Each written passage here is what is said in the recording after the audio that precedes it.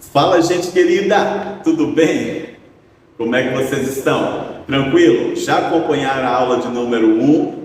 Foi tranquila? Deu tudo certo? Deu para entender? Fui claro? Fui objetivo? Deu tudo certinho? Tá bom, então vou confiar, hein? Então aguardo vocês agora para a nossa aula de número 2. Mas faz o seguinte, já pegou seu papel e sua caneta? Já está aí com sua squeezezinha, seu copinho d'água, para não ficar saindo durante a aula? Vai lá, correndo, hein? Pega lá, rapidão. Vamos lá. Pronto? Comigo é rápido, tem que ser ligeirinho, tá? Pegou já? Ótimo. Não esquece, traz sempre papel e caneta. Essa aula é aula resumo, mas é muito importante que você tome nota. Segundo ponto, não deixa de vir às aulas presenciais. Se você pode vir, vem. Essas aulas resumos é para tentar alcançar com um gostinho, né, aqueles que não podem vir. E aí eles têm um pouco de subsídio para estarem se alimentando enquanto eles vão se ajustando em suas agendas e horários para estar conosco às terças-feiras, tá? Sempre às terças-feiras na nossa Escola Bíblica Dinâmica, nossa classe especial de jovens. Gente, vamos lá. Hoje, lição de número 2, nós vamos estar falando sobre edificai-vos uns aos outros.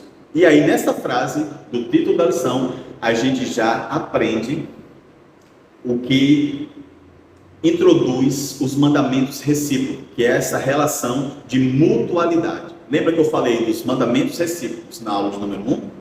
Lembra que na aula de número 1 eu falei que a chave que abre o entendimento dos 10 mandamentos é a manutenção de relacionamento vertical e para com Deus.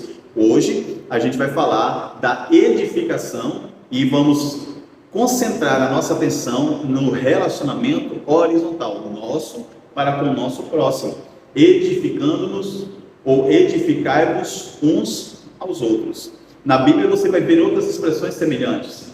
Orai uns pelos outros, consolai-vos uns aos outros, né? Edificai-vos uns aos outros. Esse tipo de consideração, tipo de abordagem é chamado de mandamento recíproco, onde eu exercito imediatamente a ação e a reação.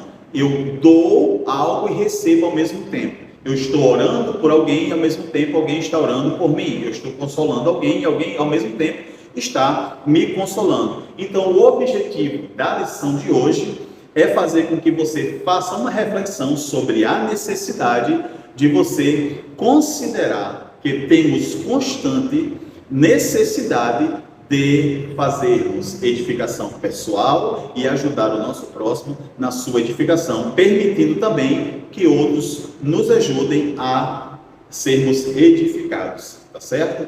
Para você entender um pouco, existe uma história de que haviam 2 produtores de tomates e esses produtores de tomates foram vender os seus produtos na feira e ao perceberem que havia concorrência, né, um percebeu a concorrência do outro, começaram a ser mais aguerridos a fazerem a oferta do seu produto. Então começaram a gritar sempre mais alto, a baixar o produto sempre o quanto possível, começaram a andar entre os comerciantes, né?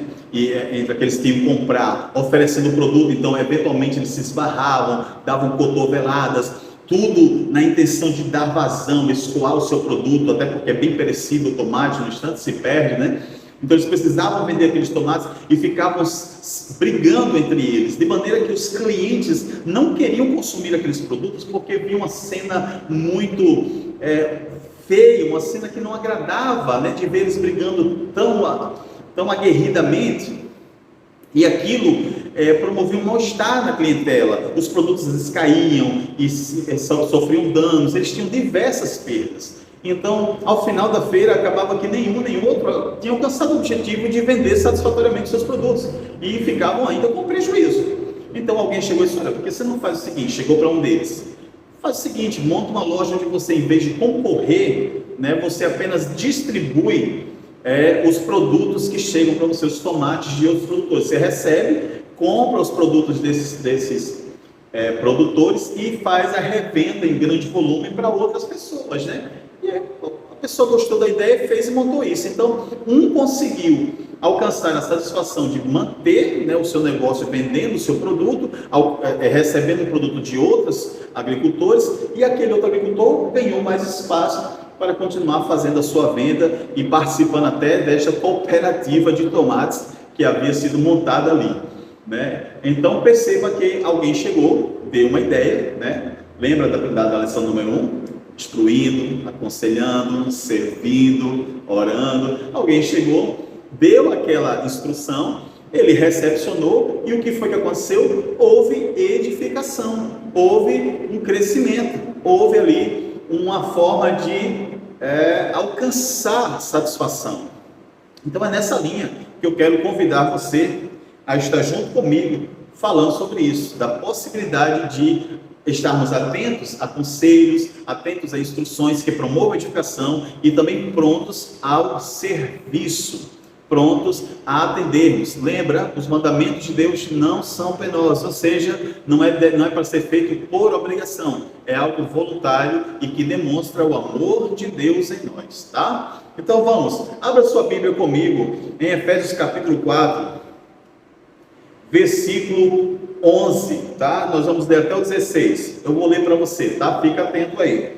E ele mesmo concedeu uns para apóstolos, outros para profetas, outros para evangelistas e outros para pastores e mestres, com vistas ao aperfeiçoamento dos santos para o desempenho do seu serviço, para a edificação do corpo de Cristo. Então existe uma estrutura eclesiástica que ela serve para a edificação do corpo de Cristo, a que todos cheguemos à unidade de fé e no pleno conhecimento do Filho de Deus, edificação do corpo de Cristo, e para que a gente chegue a um conhecimento, né, a um conhecimento do Filho de Deus em uma plena unidade, a perfeita varonilidade, à medida da estrutura da plenitude de Cristo, para que não mais sejamos como meninos agitados de um lado para o outro e levados ao redor por todo o vento de doutrina, pela artimanha dos homens, pela astúcia dos que induzem ao erro,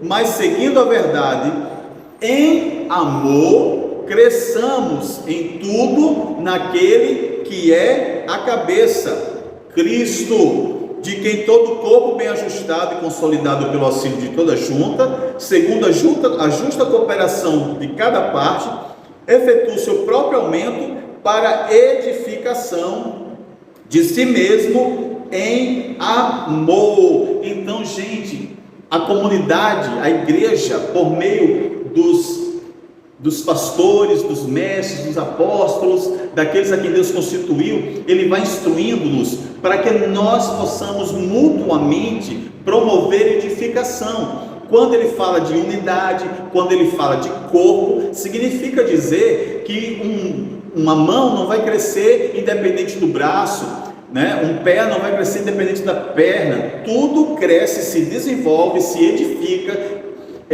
de forma ordeira e organizada, de maneira que somos ligados e não podemos ser independentes. Eu não posso viver na minha comunidade cristã sem estar atento ao meu irmão, sem estar preocupado com o bem-estar do meu irmão, sem estar preocupado se ele está bem espiritualmente, se ele está crescendo na sua vida cristã. E isso não é apenas espiritualmente, irmãos, nós podemos compartilhar da edificação mútua dos irmãos com os nossos conhecimentos. Nós podemos ter, por exemplo, um exemplo muito simples. Se eu já tenho alguma formação acadêmica, já tenho alguma pós-graduação, já tenho mestrado, já tenho doutorado, já tenho uma série de conhecimento, eu posso abençoar outras pessoas da minha igreja, trabalhando elas, treinando elas, ajudando elas naquilo que elas precisam. A igreja precisa muito do serviço voluntário. Muitos não entendem essa questão e falam que aqui o serviço voluntário faz quando quer, faz como quer, faz da maneira que quer. E o serviço voluntário da igreja não é assim. O serviço da igreja é voluntário, mas também é um privilégio, porque você está servindo a Deus e por meio desse serviço você está abençoando o seu irmão. Então não é simplesmente fazer como quer, quando der, quando quiser, mas dar o meu melhor. Sempre que eu tiver a oportunidade, estarei dando o meu melhor para servir, para edificar o meu irmão, para que todos cheguemos, né, à varonilidade, à perfeita unidade, ao pleno conhecimento, para que esse corpo bem ajustado, ele cresça. Uma igreja que cresce é porque os irmãos que a compõem, né, os crentes que a compõem, entendem, estão maduros no sentido de que nós vivemos em função dos nossos irmãos. Precisamos abençoar os nossos irmãos. Então nós colaboramos com o crescimento dos nossos irmãos. Então, na prática, a edificação na prática, ela passa por dois princípios, né, por duas questões importantes. O que eu sei, né, e o que eu preciso saber. Simples assim. Para que haja edificação, eu tenho que ter consciência do que eu sei, das minhas limitações de conhecimento e daquilo que eu preciso saber. Porque às vezes eu acho que sei muito, mas às vezes eu não sei de nada. Às vezes eu acho que eu estou sabendo muito, que eu sou, né, muito conhecedor das Escrituras, muito profundo na teologia, mas às vezes eu preciso aprender um pouco mais em outras áreas, na área da humildade, na área até da teológica, para entender melhor os conceitos que eu teoricamente absorvi nos livros que eu estudei. Então eu preciso entender o que eu sei e o que eu preciso saber. Olha só que interessante, Salomão, quando foi construir o templo, lá em 2 Crônicas, acho que capítulo 2, ele mandou buscar subsídios de materiais, produtos para a construção do templo com o rei de Tiro, Irão.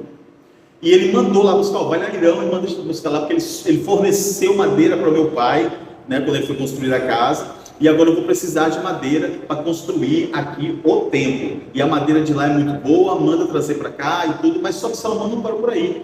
Salomão disse, olha, você manda para cá os seus melhores e mais hábeis escultores, construtores, e começou a listar aquilo que ele precisava do seu amigo, né, do rei de Tiro, que serviu muito bem ao rei Davi. Então olha a importância dos relacionamentos. O relacionamento deixou uma porta aberta para Salomão poder construir o templo. Salomão mandou, o rei mandou uma carta dizendo, olha, com certeza, bendito seja o Deus de Israel, né? Bendito seja Davi, que constituiu seu filho, Salomão, um homem sábio como rei. E aí mandou os materiais, mandou as pessoas que tinham entendimento. Salomão era muito sábio, mas ele pensou, olha, nessa parte de escultura, nessa parte de construção, eu não entendo não, então eu vou buscar com quem sabe. Ele parou e pensou, o que é que eu sei e o que é que eu preciso saber. E isso permitiu edificação. Isso eu estou falando de uma coisa simples, que foi a construção do templo, né, que diz respeito mais às coisas materiais.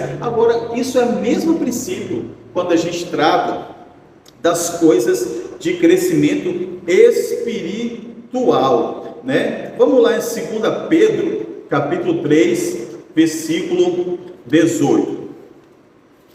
2 Pedro, capítulo 3,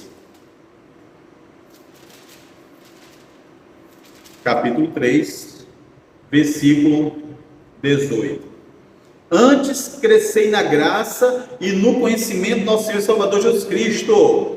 A Ele seja a glória, tanto agora como no dia eterno. A recomendação do apóstolo Pedro é: cresçam na graça, cresçam no conhecimento. Essa edificação, ela passa tanto pela mutualidade de serviços e de atendimentos às necessidades coletivas da congregação, como a edificação passa pelo nosso cuidado de estar buscando nas Escrituras toda a instrução, tudo aquilo que é útil para estar nos movendo a estarmos mais crentes, a estarmos mais profundos, a estarmos mais sólidos, para resistirmos às intempéries da vida. Crentes, jovens, não deixem a oportunidade passar. Valorizem sempre os nossos encontros, valorizem sempre isso aqui, porque isso promove edificação. Isso vai lhe ajudar no dia mau, isso vai lhe ajudar nos dias das incertezas, nos dias confusos, em que a neblina, a névoa das incertezas rodear o entendimento e você não saber mais como se dirigir, a palavra de Deus vai aparecer como lâmpada para os seus pés, como luz para o seu caminho, e vai dissipar toda a névoa, toda confusão da mente, e vai lhe dar o direcionamento, vai lhe dar a resposta, vai lhe dar a escolha correta que você deve tomar para ser feliz, para ser próspero, para ter sucesso. Que Deus nos abençoe. Eu aguardo você na nossa lição de número 3, tá bom? Gente, tá muito gostoso, não tá? Tá muito bom mesmo. Isso aqui é só um resumo, é corrido mesmo. Você precisa vir presencialmente para se maravilhar, para se alimentar junto comigo desta palavra. Eu aguardo você no nosso próximo encontro para a lição de número 3, tá? Aqui, presencialmente, tá bom? Vem, eu te aguardo, tá bom? Deus te abençoe, até lá.